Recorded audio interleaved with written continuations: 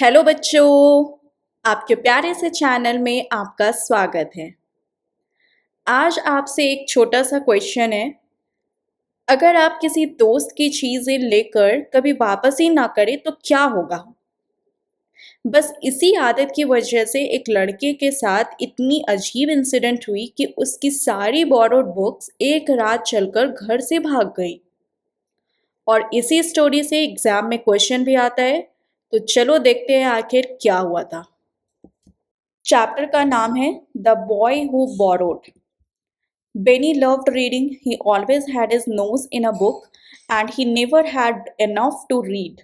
Really, said his mother, you only take half a day to read a book. Benny, you need a book about as long as the dictionary. I want a book that goes on forever, said Benny. That's the only book that will really give me enough reading. Story की शुरुआत बेनी नाम के एक लड़के से होती है।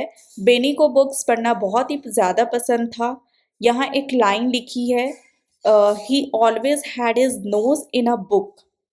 इसका मतलब ये बिल्कुल नहीं है कि उसकी नाक बुक के अंदर थी। ये एक इंग्लिश आइडियम है।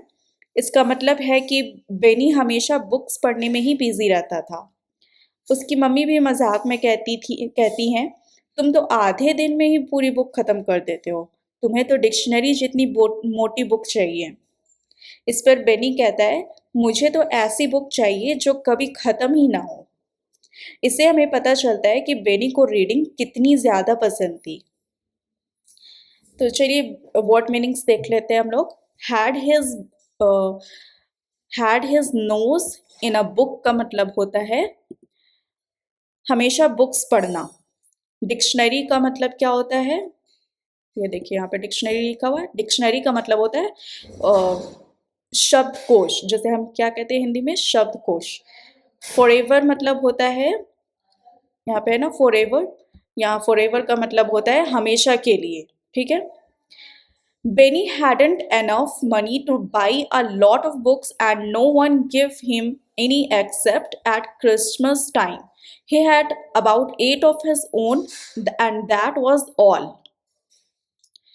अब प्रॉब्लम ये थी कि बेनी के पास इतने पैसे नहीं थे कि वो बहुत सारी बुक्स खरीद सके। उसके पास सिर्फ लगभग 8 अपनी बुक्स थी, इसलिए चाहे उसे कितना भी पढ़ना पसंद हो, वो नई बुक्स नहीं ले पाता था। यहाँ पे वर्ड मीनिंग्स चलिए हम लोग देख लेते हैं। एनफ का मतलब क्या होता है? एनफ का मतलब होता है काफ़ी। और ओन का मतलब होता है खुद, अपनी। ठीक है, खुद का। अब पाउज कीजिए वीडियो को और मुझे बताइए कि बेनी के पास अपनी कितनी बुक्स थी। बिल्कुल सही, लगभग 8 बुक्स। ठीक है। So Benny borrowed books from his friends and from the library. Please, will you lend me The Island of Adventure? He asked Bill. I haven't read it. He asked Mary for the Secret Seven and she lent it to him. Then he borrowed 5 on a treasure island from Henry and 2 nature books from John. अब बेनी ने एक और तरीका निकाला। वो अपने friends और library से बुक्स बोरो यानी उधार लेने लगा। उसने बिल से द आइलैंड ऑफ एडवेंचर, यहाँ पे देखिए, the island of adventure, Mary से द सीक्रेट, उसने बिल से the island of adventure, Mary से द सीक्रेट 7 और हेनरी से 5 on a treasure island, 5 on a treasure island from Henry, और जॉन से 2 नेचर बुक्स बोरो की। ठीक है, 2 nature books from John. Okay. उसके फ्रेंड्स उस पर ट्रस्ट करते थे, इसलिए सब उससे अपनी बुक्स दे देते थे। यहाँ पे वर्ड मीनिंग्स देखिए। बोरो का मतलब होता है, बोरो का मतलब उधार लेना। लेंड का मतलब क्या होता है? लेंड का मतलब होता है उधार देना। लाइब्रेरी का मतलब होता है जहाँ बुक्स रखी होती है बहुत सारी, जैसे हम हिंदी में कहते हैं पुस्तकालय। अ, अब एक एग्जाम टिप है, बोरो और लेंड का डिफरेंस अक्सर पूछा जाता है, तो आप इसे याद कर लेना। बोरो का मतलब है उधार लेना और लेंड का मतलब होता है उधार देना। ठीक है। But he always forgot to give them back. At least he forgot at first, but when he saw his bookcase gradually filling up, he simply couldn't bear to give back any of the books. So he didn't. If the children asked him for them, he pretended he hadn't got them. He was a most dishonest little boy. यहीं से story में problem शुरू होती है। शुरू शुरू में बेनी सच में बुक्स वापस देना भूल जाता था, लेकिन धीरे धीरे उसकी बुक शेल्फ बोरोड बुक से भरने लगी। अब उसका मन ही नहीं करता था कि वो बुक्स वापस करें। जब उसके फ्रेंड्स अपनी बुक्स मांगते तो बेनी झूठ बोल देता कि उसके पास वो बुक्स नहीं है। इसलिए राइटर कहते हैं कि बेनी एक डिसऑनेस्ट यानी कि बेईमान लड़का था। यहाँ पर वर्ड मीनिंग्स है प्रिटेंडेड। प्रिटेंडेड का मतलब क्या होता है? झूठ का नाटक करना। ठीक है। और डिसऑनेस्ट का मतलब होता है बेईमान। ओके। और बुक केस का मतलब बुक्स रखने की अलमारी।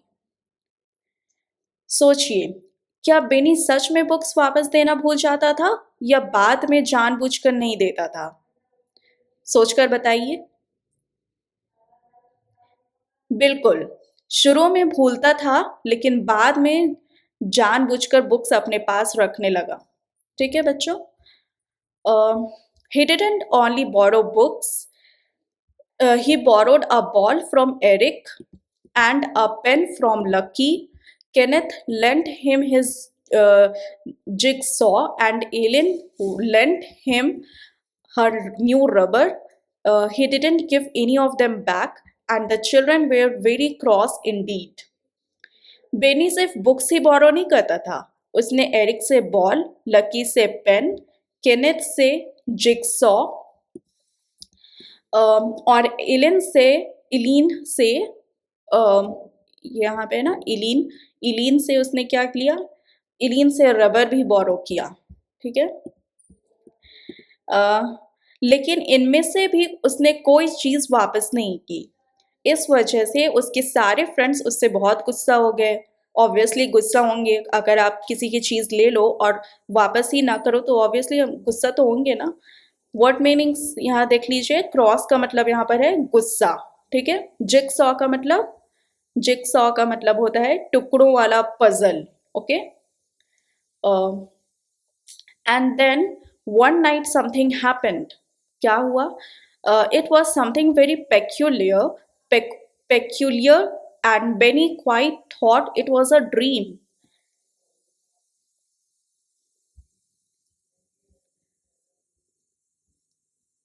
He sat up in bed because he thought he heard a noise. Surely there were voices in the other room where he kept his books and toys. Benny slipped out of bed. He listened outside the door of the room. Yes, there were voices. अब story के सबसे interesting और mysterious part शुरू होता है। ध्यान से सुनिएगा। ठीक है बच्चों? एक रात बेनी को अचानक से किसी आवाज़ से नींद खुल जाती है। उसे लगता है कि उसके बुक्स और टॉयज वाले रूम से किसी की बात करने की आवाज़ आ रही है। वो धीरे से बेड से उठता है, रूम के बाहर झांक कर ध्यान से सुनता है और सच में अंदर से आवाज़ें आ रही होती है। अब सोचिए, आखिर रूम के अंदर कौन बात कर रहा था? अब तक स्टोरी बहुत इंटरेस्टिंग हो गई है ना? अगर आपको भी मज़ा आ रहा है और एक्सप्लेनेशन इजी लग रही है तो एक लाइक ज़रूर करना और चैनल को सब्सक्राइब करना मत भूलना, क्योंकि इसी तरह हम पूरी इंग्लिश रीडर को कंप्लीट करने वाले हैं। चलिए अब देखते हैं कि ये आवाज़ आखिर किसकी थी। इसी का जवाब हमें अगले पैराग्राफ में मिलता है, लेकिन उससे पहले हम लोग यहाँ तक का वर्ड मीनिंग्स देख लेते हैं। पेक्यूलियर का मतलब होता है अजीब। ठीक है। ओके बच्चों, यहाँ पे देखिए पेक्यूलियर, दिस मतलब पेक्यूलियर मतलब अजीब। Slipped out of bed, slipped out of bed, ये रहा। स्लिप्ड आउट ऑफ बेड का मतलब होता है चुपचाप बेड से उठना। वॉइसेस मतलब आवाजें। Okay, it's too bad, said a voice. I don't belong to Benny. I belong to John. I have got his name inside me. Have I? said another voice. अब बेनी को पता चलता है कि आवाज किसी इंसान की नहीं बल्कि बुक्स की है। एक बुक कहती है मैं बेनी की नहीं हूँ, मैं जॉन की हूँ, मेरे अंदर जॉन का नाम भी लिखा हुआ है। फिर दूसरी बुक भी कहती है मेरा भी यही हाल है। यहाँ से हमें समझ आता है कि बेनी ने जितनी भी बुक्स बोरो की थी वो सब अपने असली ओनर्स के पास वापस जाना चाहती है। यहाँ पर वर्ड मीनिंग्स देख लीजिए। बिलोंग का मतलब होता है, यहाँ पे बिलोंग है ना, बिलोंग का मतलब होता है किसी का होना। टू बैड, टू बैड का मतलब बहुत बुरा। वॉइस मतलब आवाज। ओके, यहीं से स्टोरी का सस्पेंस और भी बढ़ जाता है और अगले पैराग्राफ में बाकी बुक्स भी अपनी बात बताना शुरू करती हैं। Belong to Mary, said another voice.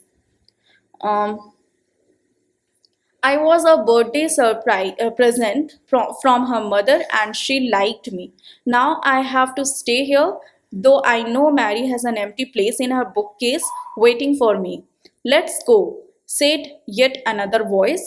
Why should we stay here? Let's run down the stairs and go to that little room where there is always a window left open for the cat. Come on, I won't stay here and be a borrowed book any longer. अब एक और book बोलती है मैं Mary की हूँ। वो बताती है कि मैरी की मम्मी ने उसे बर्थडे गिफ्ट दिया था। मैरी उस बुक को बहुत प्यार करती थी, लेकिन अब वो बेनी की बुक शेल्फ में पड़ी हुई है। उसे पता है कि मैरी की बुक शेल्फ में उसके लिए अभी भी एक खाली जगह है। फिर एक बुक कहती है चलो यहाँ से निकलते हैं, हम यहाँ क्यों रहे, चलो खिड़की के रास्ते अपने असली ओनर्स के पास वापस चलते हैं। यहाँ राइटर हमें इमेजिनेशन के थ्रू दिखा रहे हैं कि बुक्स भी अपने ओनर्स के पास वापस जाना चाहती है। बिलोंग का मतलब होता है किसी का होना, बोरोड का मतलब उधार ली हुई। ओके बच्चों, good gracious, thought Benny in alarm. Why, it's the books talking. Would you believe it? The door was pushed open. Books came out, pushing and jostling, eager to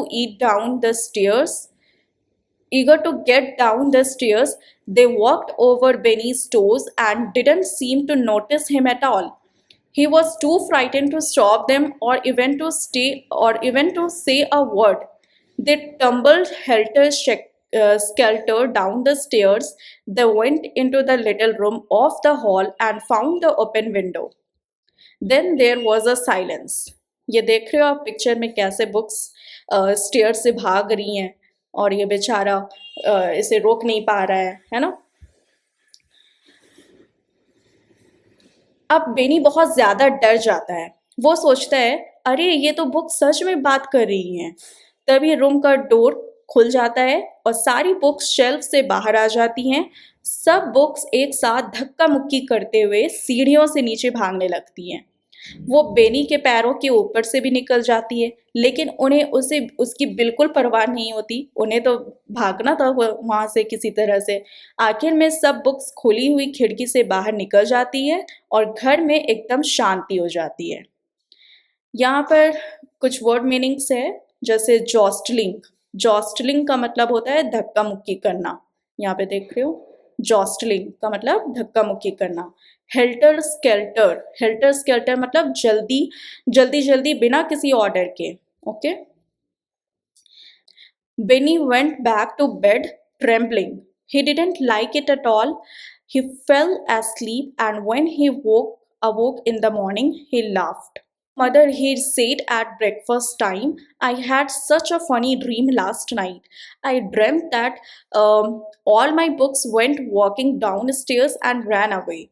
Well, what a queer dream to have, said mother. Benny इतना डर गया था कि वो कांपते हुए वापस bed पर चला गया। धीरे धीरे उसकी आंख लग गई। सुबह उठकर उसे लगा कि शायद ये सब एक फनी ड्रीम था।